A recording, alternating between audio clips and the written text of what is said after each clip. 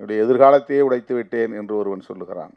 அவன் வேலை செய்கிற கடையில் விலை உயர்ந்த ஒரு பொருளை அவன் உருட்டி உடைத்து விட்டான். இந்த பொருள் உடைந்து விட்டது என்று சொல்லி அவன் பதறவில்லை. அவன் ஒரு ஜட்ஜ்மெண்ட்டுக்கே வந்துட்டான். நம்மளை முதலாளி வெளியே அனுப்பிச்சிடுவார், நாம் அவ்வளோ விலை உயர்ந்த பொருளை உடைச்சிட்டோம், என் எதிர்காலமே போச்சு. அவ்வளவு விரைவாக அவன் சிந்திக்கிற ஆற்றல், அவனுடைய எதிர்காலத்தை பற்றிய கவலை, இந்த சிந்தனை ஆற்றல் என்பதுதான் ஆறாவது அறிவு, ஆறாம் அறிவு. மற்ற 5 அறிவு என்ன? புலனறிவு. மெய், வாய், கண், மூக்கு, செவி, இதுதான் நம்முடைய உடல். மெய் என்பது உடம்பு,